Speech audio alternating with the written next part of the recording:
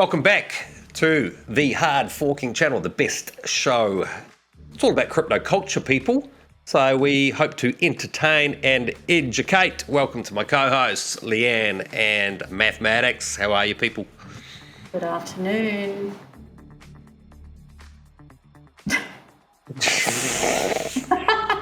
That's enthusiastic, wasn't it? So a couple of statistics. We love statistics.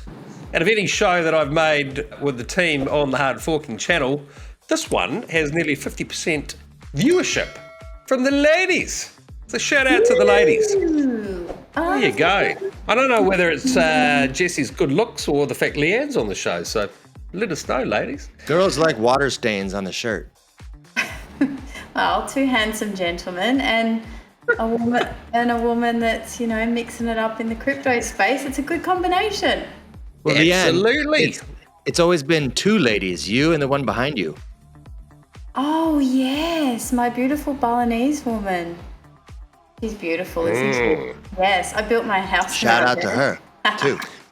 Now, on today's show, people, we've got a hell of a lot of content for you. We're going to be looking at the latest in the play to earn space that we're heavily involved in, looking at some NFTs that we're creating ourselves and the overall space. We're obviously going to look at the charts for the major coins as well. But please reach out to us and tell us what you like about the show. It's really kind of designed for people that are fairly new to the space. That's what we're all about on this particular show. So let us know what you would like to see. Now, another shout out, the Filipino community, which makes up a significant percentage of the Hardforking community. I really like Filipinos, and my favorite podcaster had this to say about Filipinos. If you had to pick one person to be the ambassador for the human race to meet aliens, who would it be? Ooh, this is good. I'd probably pick, probably a Filipino dude. I'm really infatuated by Filipinos. They're happy, they're joyous. They call them the smiling people somewhere on the internet. And every Filipino I meet, they're real gracious. They do a lot of senior care centers, hospice. So you don't who else you gonna send out there, dude? You know what I'm saying? A fucking drunk, somebody from Scotland, no, somebody on coke. You can't do any of that. You gotta send somebody who is caring, I think. You should say like The Rock. Oh, you mean like a specific person? You know who's Manny Pacquiao? We're good on Filipino, yeah, that's... Yeah. Jovan, love that guy. Yeah. Shout out to the Filipino community. I agree. I do think you are the nicest people on earth. Right, where shall we kick it off today, people? Vitalik. What have you been up to? Tell us about Vitalik. Oh, Vitalik. Yep, Time Magazine. Still a thing to be Time's Person of the Year, but they got the top 100 just out, and Vitalik is on it. Well, ladies, all the ladies watching, I'm waiting for him to be the sexiest man 2021. Oh no, that's Fauci actually just got nominated as one. Or Smeagol, I'm not sure. Well, look, I think Vitalik absolutely deserves to be on that list and many other lists. I think Ethereum is really, just for me personally, going through that whole Bitcoin maximalist phase, to really using Ethereum on so many fronts. Absolutely, he's in the top 100. Right, so Leanne, shall we have a look at a couple of charts? Solana's been in the news, so why don't we kick off there? I'm holding it, I've staked it long term. I do like it, so let's have a look at the chart and then have a chat on Solana. Beautiful Solana. It was a little bit shocking this week. So on the 14th, we found out that the Solana mainnet beta, I'm not even going to pretend to know exactly what happened, but the increase in transactions, I think it was built to cope with around 50K, but it got hit with 400K, which caused some sort of forking, sharding. Sean, I'm sure you'll be able to tell me more about that. So we had quite a big, well, it was already on a downtrend. Like, I feel like it had already started, having that retrace, and this was just a bit more fuel to move it down. But to me, look, the reaction was an initial one down to around where are we? 140. So some people filled some bids down there. It is, still finishing its downtrend. It's cooling off. I don't have any expectations of it right now because I think DeFi is going to steal the show. It's had its day in the sun, so to speak. Excuse the pun, Solana. So for me, I'm still hodling my initial position and I took profits all the way up. So for me, I'm just holding on to what I have, and if it does retrace further, I'll buy some more. But Sean, I'll hand that over to you now. Yeah, I mean, look, it's a project I've held for a long time. I thought I was a genius selling out when I doubled my money on it. I rebought effectively the top, so I'm in a losing position on that trade. But here's my attitude on it.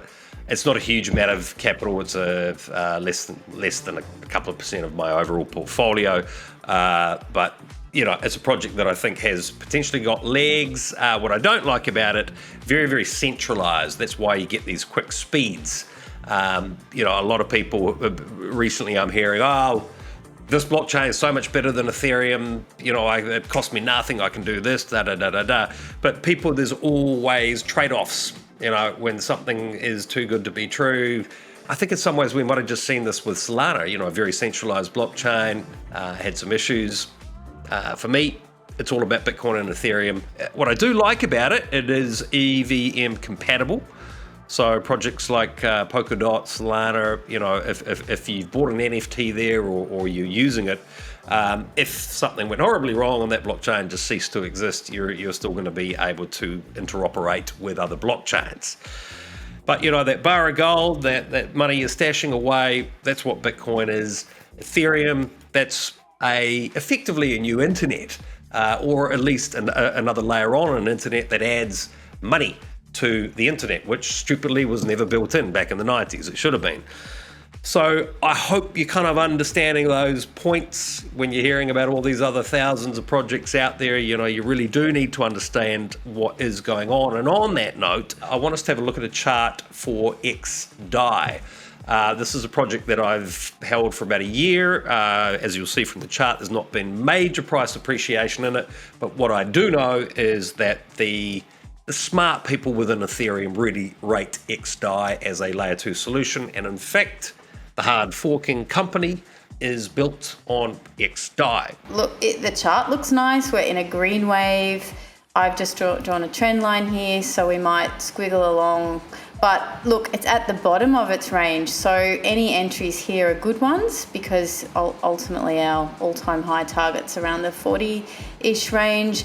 And, I can draw a fib level as we track it, but anything sort of is good for entry according to what I can see. So it looks nice to scale in if you haven't and you're interested in this.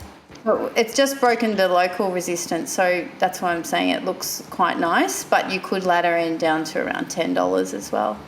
So there you go, people. Xdai layer 2 solution on Ethereum. Not a huge amount of nodes. I think there's only about 20, but they are the major players in Ethereum. As I say, it's a project that a lot of the big players in Ethereum really do rate.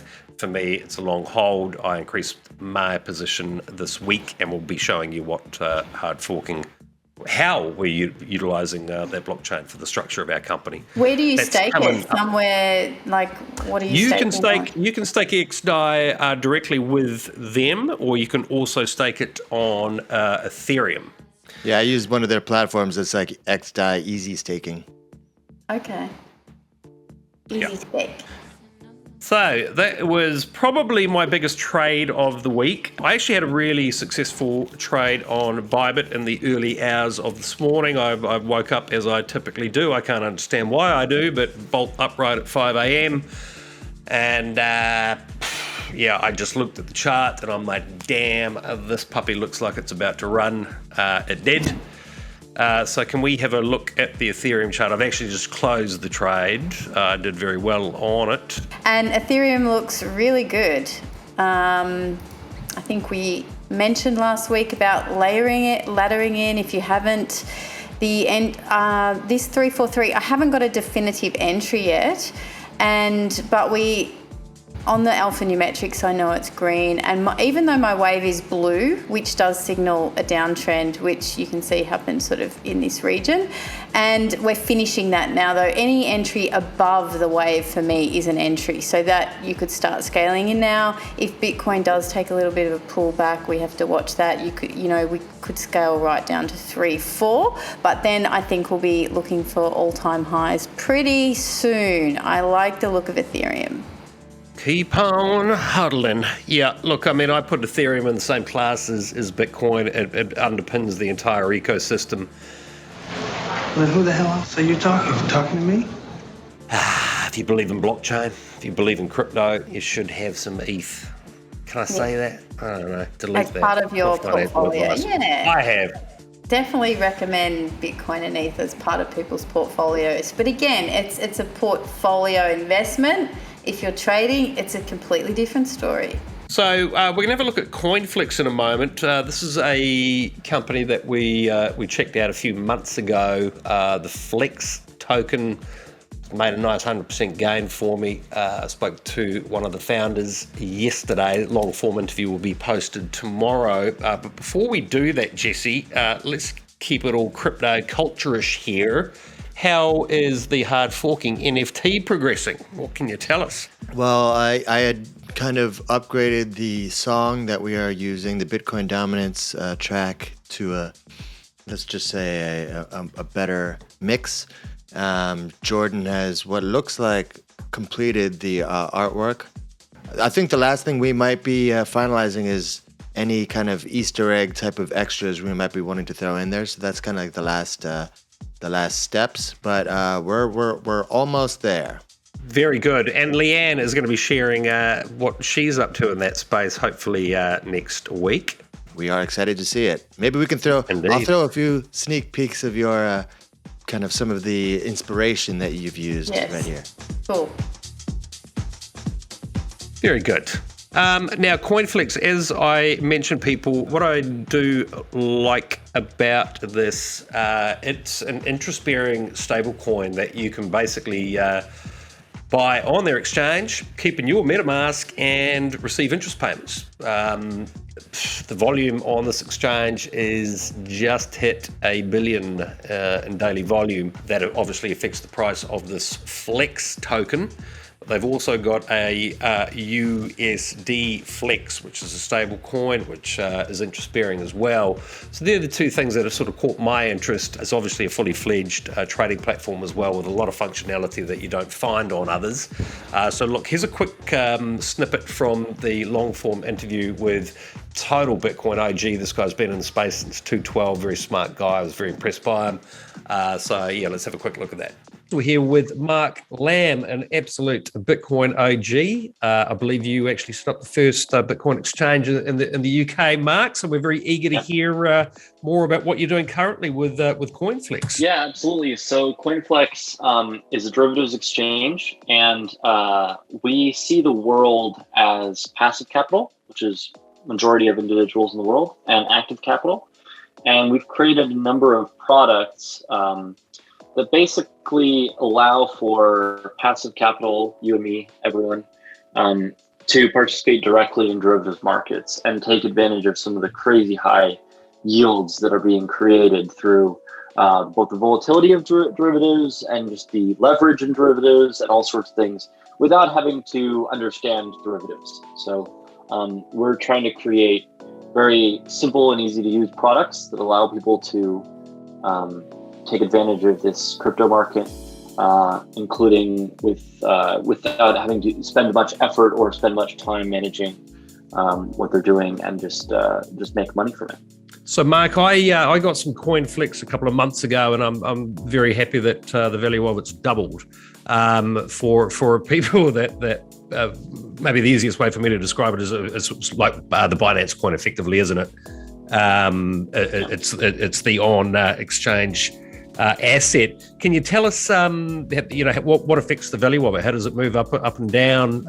What sort of turnover are you guys seeing at the moment? Give us some numbers. So the Flex coin is our native token, and Flex coin is absolutely, it's very similar to BNB. It works basically like this. So if you pay fees on the CoinFlex platform, you're incentivized to pay them with Flex. Basically, you pay half the rate if you pay with Flex than if you didn't pay with Flex. And so most traders pay in Flex.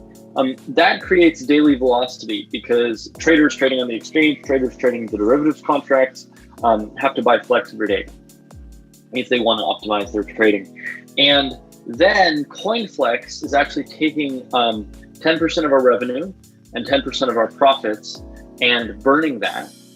We're about to launch this along with the DAO. And then we're also taking 10% of our revenue and 10% of our profits and paying it to DAO stakers. So DAO stakers, basically, the DAO refers to a decentralized autonomous organization, and it's a term that has many definitions in crypto. But right now it's kind of referring to something that allows you to stake assets and get kind of long-term benefits from those assets. And what we've created, and what we're about to go live with, is basically the first exchange token DAO. And so on Binance Coin, on any other exchange coin, most of the economics are around a burn component and maybe a trading fee component. And some exchanges only have the burn, and some exchanges, focus more on the trading fee. We've got both of those components, but we also are creating this DAO component, which I think is a really innovative concept from the DeFi landscape, that basically allows for holders of an asset to get yield. So you stake your Flex coin for anywhere from 2 weeks to 4 years, and you can get a yield in this asset. And it's kind of like if you were not thinking about selling Flex for 6 months, might as well stake it because you'll end up with more Flex than you had when you put it in. But the other thing that it does is it allows the market, so non-stakers, it allows anyone holding Flex, whether you're staking or not, to get a sense of how long-term the Flex holding community is. And so, this is something I think that would be very valuable in markets. Markets are at the end of the day a function of supply and demand, and there's a valuation, there's a price that creates valuation for a specific token, but oftentimes that price is missing information. And so, the market sometimes misprices things by those things not having enough information about how long-term some of the asset holders are, and maybe how uninterested in selling some of the asset holders are. And so I think one of the valuable things that a DAO enables and creates is it enables for people that are looking at potentially buying Flex to have certainty over what percentage of the market cap is committed to not selling, and is so committed that they're willing to lock it up and, smart contractually remove their ability to sell. And so that type of lockup creates a very, very interesting holder base, and it gives people more of an interest in the exchange's success, because at the end of the day, Flex, BNB, all these things are like variable rate gift cards. If you have a Starbucks gift card and it's worth $20, you're sort of kind of interested in Starbucks because at some point you want to spend that $20 and get that value. But if all of a sudden you have a Starbucks gift card and its value goes up and down based on,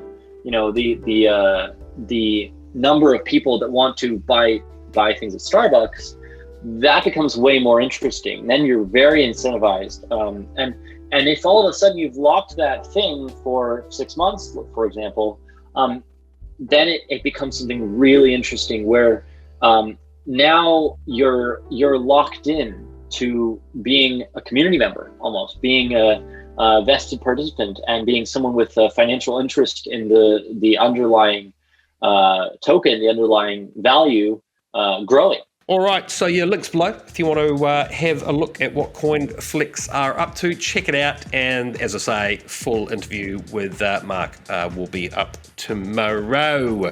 Well, I know what Jesse's doing tonight because we're getting him set up on 9 Chronicles, the game that has completely consumed me over the last week. They have launched Season 0, $2 million in prize money. The first week just ended. I was very disappointed not to make the top 100, so watch out. those people in the top 100. I'm coming for you. Prize money. I'm excited to finally get into that. I'm hooked. So what we're going to do is we actually have a nice treasure chest of tokens and in-game assets from that project. We started covering it months and months ago. They're rolling out very, very slowly. They don't want the network to get over-congested. So for some of you watching that do want to dive straight in, you might have to be a little bit patient. In many ways, this is kind of a soft launch.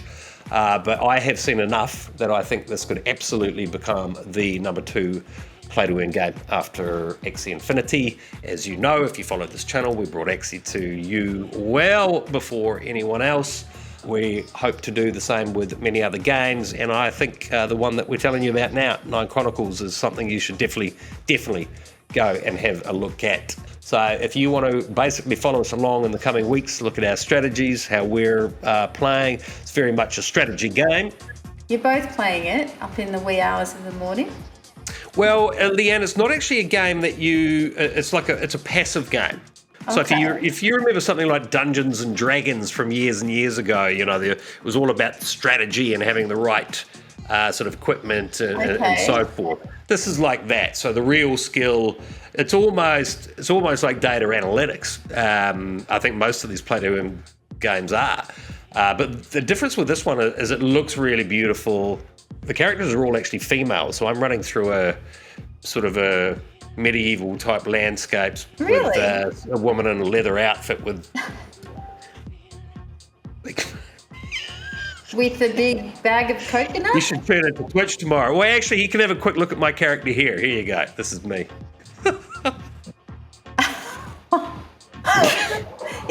What do you mean this is you? Is that my character built? So I bought the NFT. So it's like so basically the top players here are also getting rewarded for staking with these costumes. So look, my attitude with these projects is if you're early and you've bought some assets in these games, the game turns out to be successful. Look at what happened to Axie. You've got Axies that are worth millions of dollars. Could this happen with 9 Chronicles? Absolutely, it could. Oh, yeah. One more thing.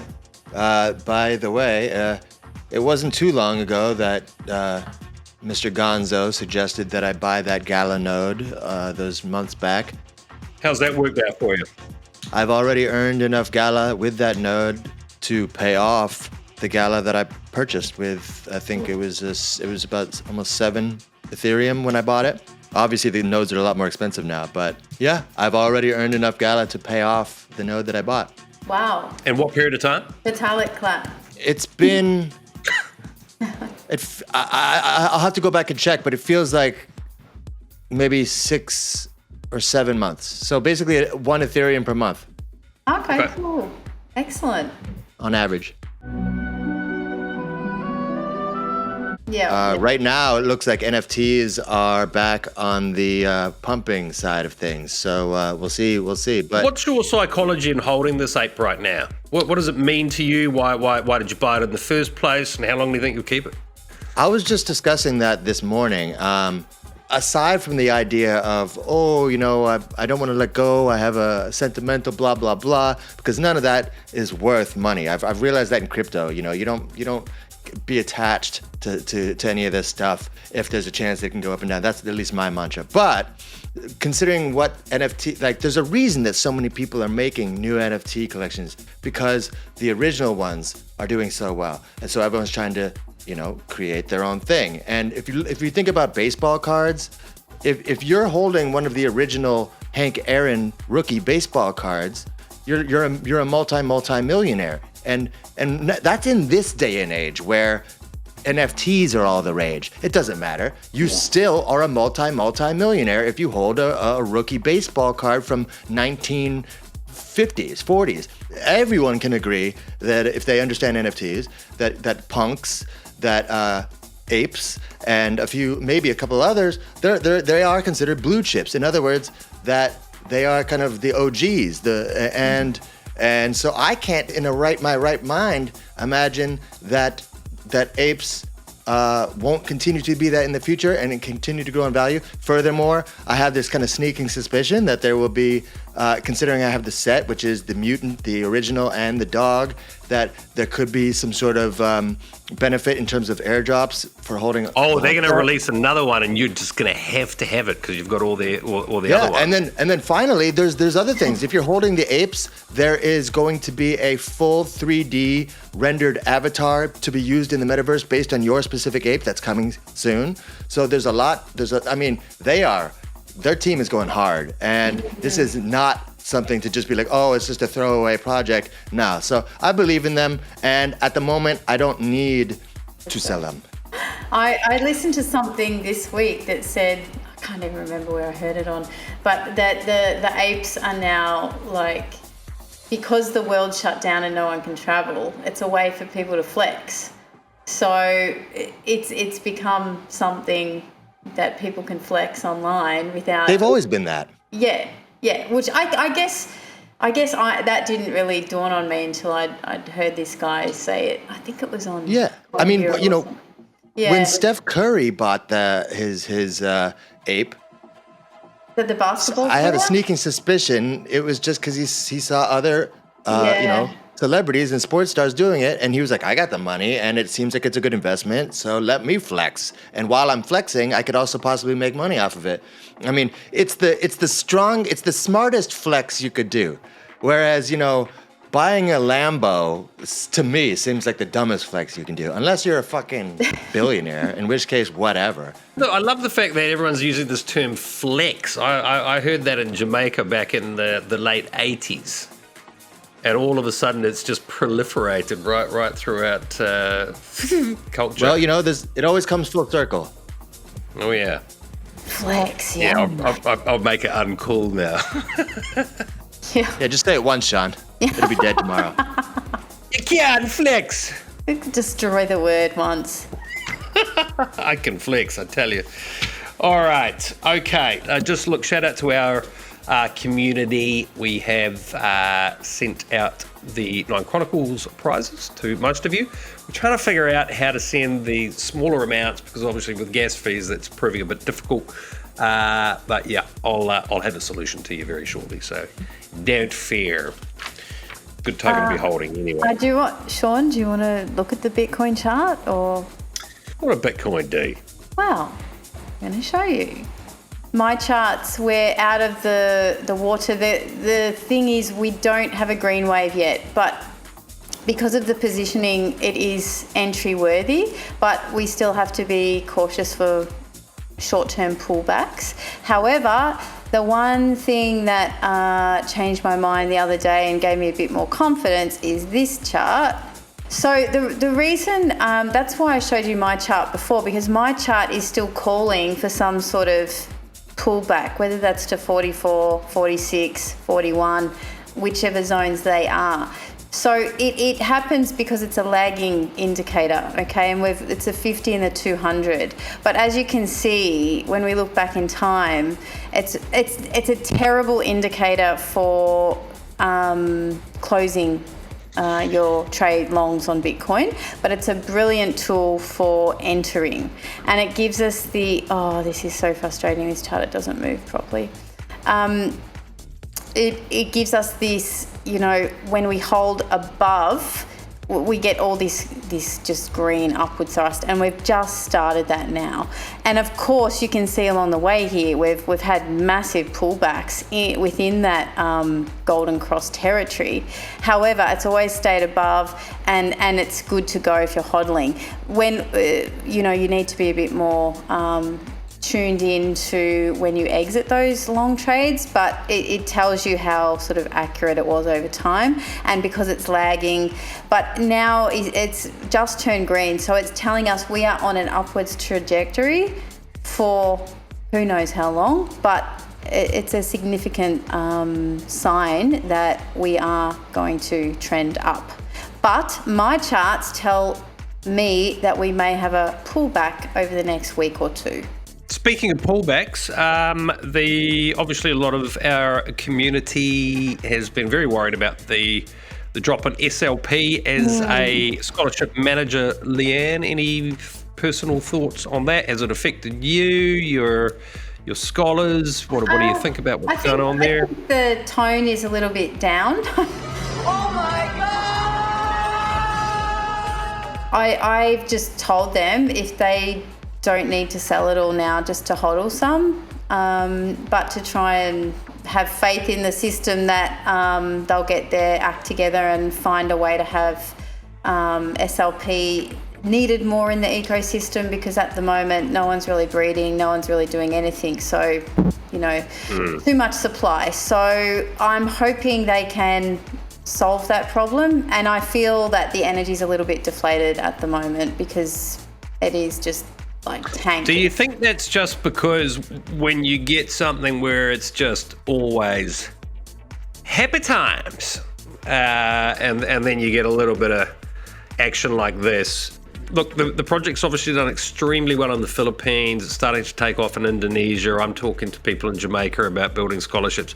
I think there's still so many other people out there. The ecosystem of players has never been the issue. It's what's the demand for SLP. If you've just got all these players selling it all the time, there's no demand for it at the moment, and they have to change that in the ecosystem, or it's not going to sustain itself. Well, hopefully, like what Jordan suggested in the gaming show the other day, is also that the kind of scamming energy issues that they've been taking care of. Hopefully that also will take a little bit of the burn. 0.5 of all Axies banned. I mean, with 1 million daily players, it's a huge amount of Axies. I mean, I would like to see something where you can upgrade your Axie or card or something that you need to buy it with SLP, which will then make the demand go up. But yeah, they need to fix it. That's all I've got to say about it. And until then, I think the energy's a bit down, and I'm trying to keep people's positivity up, but it doesn't seem to. I don't know. Shout out to the boomers. Tell us what that's all about. Well, the baby boomers is an Australian exchange called BTC Markets, and apparently there is a boom among the baby boomers. They would like to invest in Bitcoin or crypto in general. Yep. And they've noticed an uptick and an increase in people of that age group and demographic. And they've got one of the highest initial deposits initially onto the exchange. And we've got a comment here. These baby boomers are at a time in their lives when they've accumulated significant wealth and assets and have many years of experience investing in financial markets.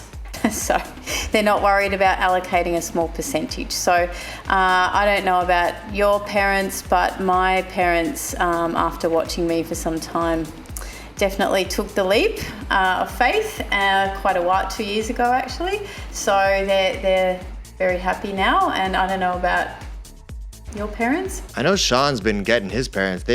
I'm actually impressed by how many times you've told me, I've gotten my dad into this, I got my mom. It seems like they follow your suggestion at least somewhat decently, right, Sean? I mean, initially, I think it was probably they were trying to figure out, is their son a complete freaking lunatic? What the hell is this crypto nonsense? You were right. This is right back 2016. Where nobody had really heard about crypto. So yeah, no, they've been pretty supportive. I think look, it was always a big punt for anyone going into this. I've had a number of years of being flat broke because of my involvement in crypto. I had periods in my life I was the guy with the best car and the $1 million business. I've had other times where I've had to sleep on a friend's sofa. And my entry into crypto was definitely a period where it was sleeping on friends' sofas. So, it was a big risk on this industry, but my involvement in the internet back in the 90s just immediately told me this is it. This is the biggest thing that will happen in my life. And it's certainly proving to be the case. And, it's nice that my parents have taken an involvement. So have many family and friends. The Hardforking channel was really put together Jesse started it with me, a couple of other key people as well. That's right. Well, on that note, Sean, I think we can round this up by saying with Bitcoin, You know, with Bitcoin comes a lot of freedom. You know, with certain types of cryptocurrency and play to earn and blockchain comes a lot of freedom. And someone that was a big proponent of freedom of speech recently passed away. Rest in peace to Norm Macdonald, my favorite comedian. What a blow to the gut that was. But on the other hand, what a important message he brought to the world, which was, don't get too caught up in the system of society of what you say, what you should say, what you shouldn't say. Be yourself. Freedom of speech, freedom all the way. So we love Norm, and let's just ride it out with some funny clips from our boy Norm Macdonald. Dance like no one is watching, sing like no one is listening, love like you've never been hurt, and fuck like a goddamn retard. College freshman Scott Damerow, Larry, set a new world record by using his head to bust 142 eggs, and he now officially holds a place in the Guinness Book of fucking retards. I think the reason I most look forward to China ruling the earth is that all of their last names sound like slang for cock. Why do dogs always race to the door when the doorbell rings? It's almost never for them. A new report from the CDC states that only 1/3 of Americans use condoms, while 2/3 of Americans are still pretty cool. Get out! There is no problem big enough that a huge black cock cannot fix. Well, I guess the biggest thing that nobody knows about me is I'm a deeply closeted gay man. What? Orange is the new black.